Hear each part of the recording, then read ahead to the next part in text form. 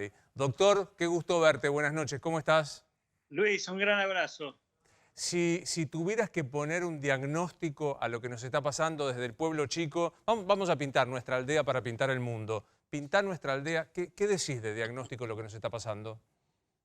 Bueno, estamos atravesando una situación bastante singular y particular, como es la pandemia y la cuarentena. Nos lleva a atravesarla de un modo en el cual, bueno, estamos por un lado padeciéndola, por otro lado luchando para poder instalarnos frente a ella, por un lado respetando las condiciones que nos reaseguren preserven nuestra salud, por otro lado también cansados, hartos de lo que se ha convertido un quédate en casa en una sensación de encierro y por lo tanto la vivencia de agotamiento, de aplastamiento es muy importante.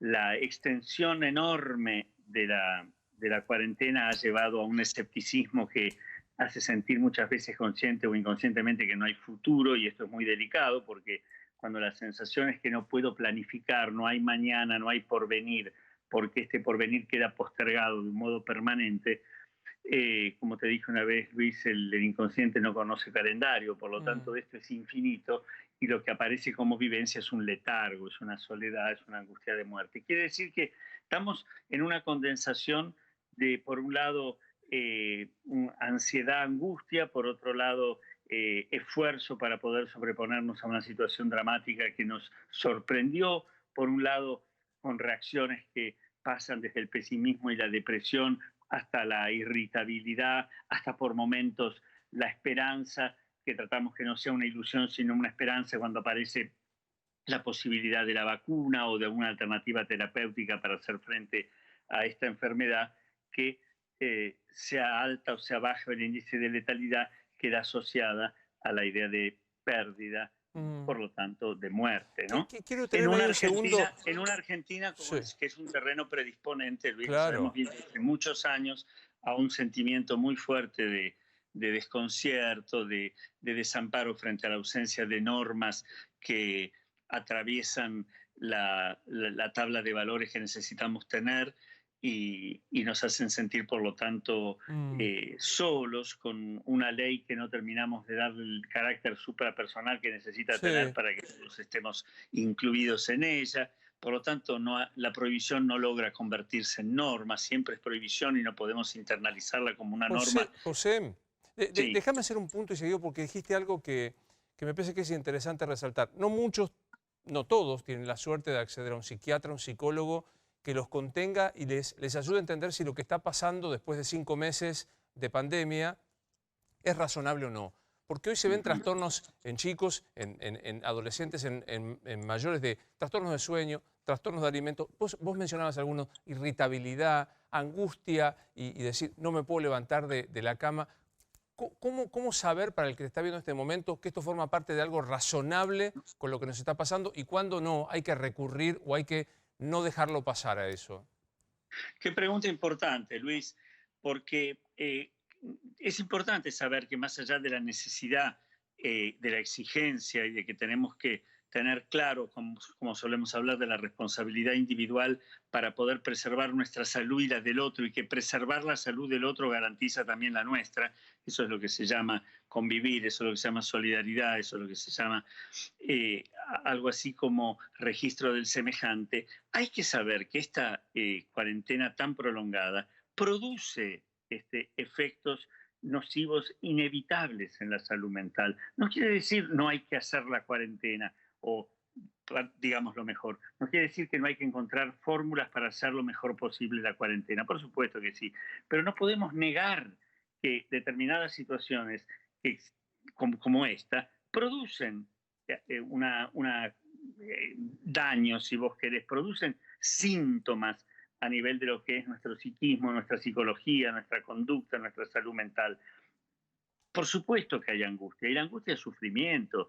La angustia tiene manifestaciones corporales, tiene una vivencia de descontrol, el ataque panicoso es una entidad que la vemos permanentemente en este momento. La depresión es un síndrome. La depresión genera desgano, apatía, desinterés, la gente se siente sola, empiezan los autorreproches, los trastornos del sueño, ¿cabe alguna duda que hay No, trastornos del claro. sueño? Bueno, pero ahí Eh, los otros días escuché a un colega tuyo decir algo que me pareció interesante planteártelo, que a ver, hay que ser autocompasivo en este momento, hay que tenerse un poco más de paciencia, desde cuestiones no centrales, como decir, bueno, mira, no me puedo cuidar con las comidas, engordé un poco, no puedo concentrarme como me concentraba antes en el trabajo en casa, no tengo tanta paciencia con mis hijos y tengo que pedir disculpas y volver hacia atrás. Hay que perdonarse un poco, estar más irritados, menos atentos a uno mismo y demás. bueno, pues puesto de esta última forma, podemos coincidir, ¿no es así? Lo que quiere tal vez decir, no lo había escuchado este comentario, pero es no creernos que estamos siendo sujetos culpables, raros, malos, porque nos sentimos irritables, porque estamos angustiados, no pensar que somos extraños, que somos marcianos porque tenemos trastornos del sueño en una situación en la cual nos hablan de contagio y de muerte 24 horas por día, 7 veces por semana. No sentirnos personajes ajenos a la coherencia porque estamos aturdidos de tanta palabra que alude siempre a la idea de la amenaza.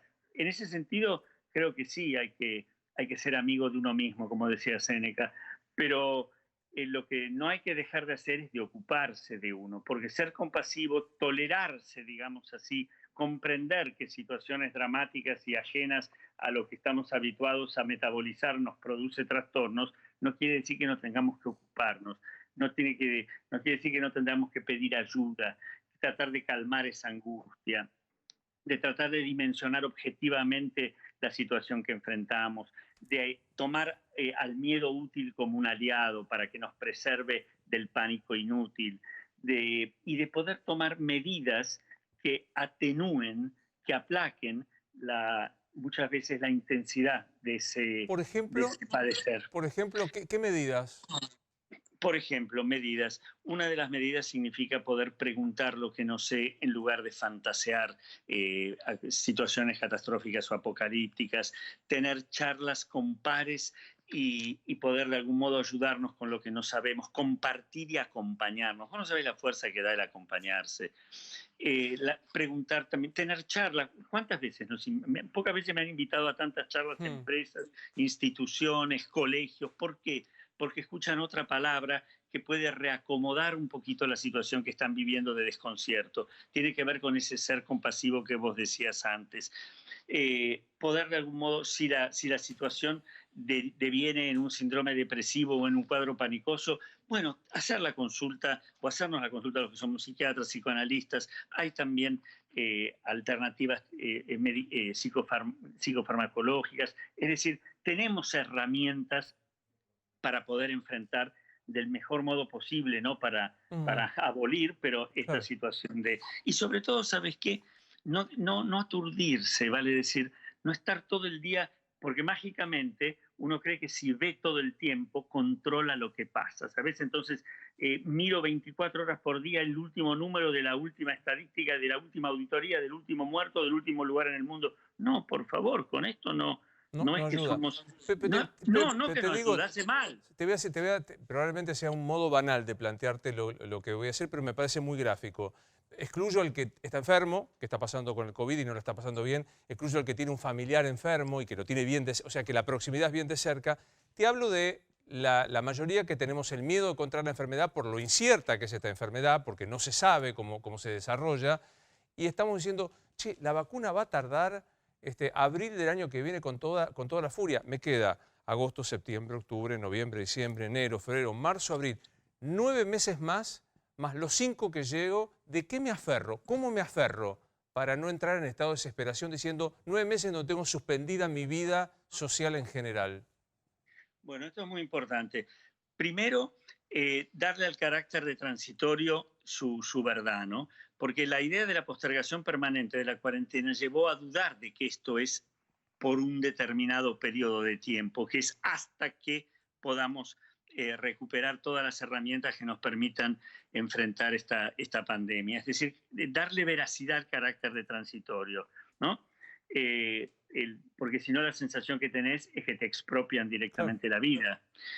Por otro lado, hay algo muy importante en esto, que la vacuna va a ser naturalmente un punto de clivaje, pero que faltan 9 meses también es importante, porque mucha gente ante la idea de la vacuna es como que, desoyendo la lógica del tiempo, es como si ya la tenemos y empezamos a arriesgar cosas que no hay que arriesgar. Eso, cuidado, por favor. Pero tres, no olvidarse de algo, Luis.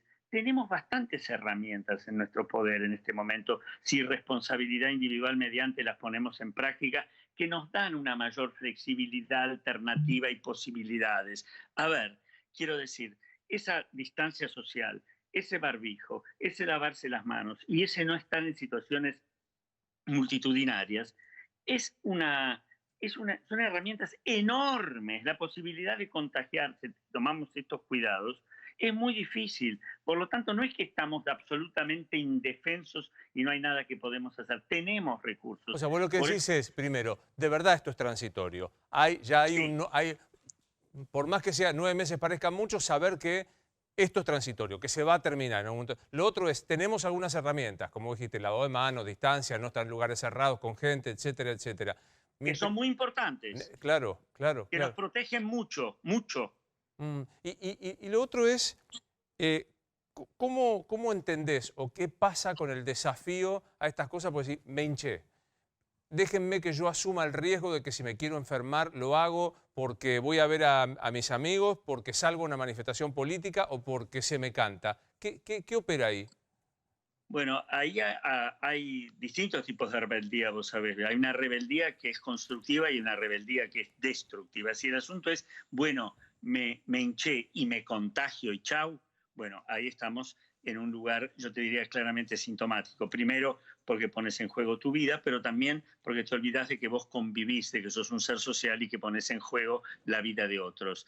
Yo creo que allí tiene que haber que la rebeldía que puede tener que ver con, si vos querés, un permiso individual que uno se otorga, vale siempre y cuando esté acompañado de la responsabilidad individual. La responsabilidad individual significa cuidar al otro, y cuidar al otro es un convivir, y es algo que los argentinos no tenemos ensayado en nuestra vida cotidiana pre-pandemia.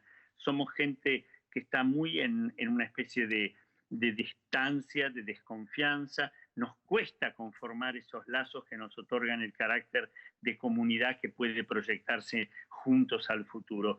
Por lo tanto, la idea de me harté, listo, hago lo que quiero, tiene una variable que podemos llamar positiva en términos de si me cuido, y tiene una variable, yo te diría, muy autodestructiva y Claro. destructiva hacia el otro si es irresponsable. ¿Qué pasa con una franja de edad clásica del desafío, que es la adolescencia? Digamos, ¿cómo funciona esta necesidad de la responsabilidad que le pedís a alguien que está dispuesto a desafiar todo tipo de autoridad y todo tipo de responsabilidad? Hablarle a los papás de los hijos adolescentes y, cómo no, también a los adolescentes.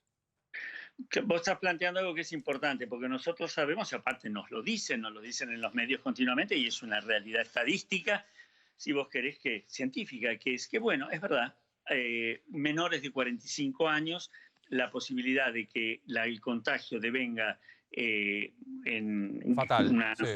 sí, total, grave o la muerte es muy, muy, muy inusual. Por lo tanto, puede haber muchas veces la idea de a mí no me va a pasar y yo salgo, donde a esa realidad, digamos, estadística se le agrega la clásica o en algunos sectores de la juventud, una cierta omnipotencia o fantasía de invulnerabilidad. La omnipotencia y la invulnerabilidad como fantasía debilitan enormemente. La omnipotencia quita potencia. La mentira de la omnipotencia le resta eficacia a la verdad de la potencia.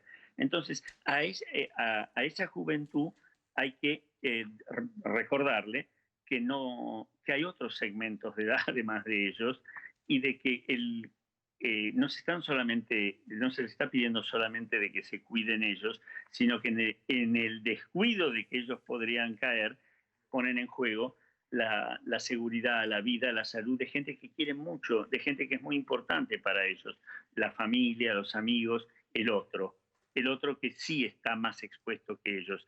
Esto es todo un trabajo, yo creo, de conciencia que tiene que ver con el aprender a registrar y a querer e interesarse por el otro. Esto es lo que se llama tener interés y amor por el otro y por el mundo. Me gustó mucho y lo voy a remarcar, esto de que la responsabilidad individual no es la responsabilidad de uno hacia adentro, es la responsabilidad de uno hacia afuera, hacia el otro. Eso es responsabilidad individual. Porque hay una situación que es muy delicada. En esta pandemia nos sucede, a veces lo tenemos consciente, a veces no, que el otro es aquel al que tenemos que cuidar, es aquel al que cuando lo cuidamos nos cuida. No olvidemos siempre que la seguridad personal empieza por cuidar al otro. Desde los mismos estudios etológicos, por favor, cuidar al otro me brinda seguridad a mí. Sino que también el otro nos genera a nivel latente desconfianza. ¿Por qué? Porque aquel otro tenemos que cuidarlo para cuidarme, pero también es el que me puede contagiar. Con lo cual se crean muchos sentimientos ambivalentes, ambiguos, que generan un nivel de confusión que deriva muchas veces en síntomas o en Bien. conductas inadecuadas.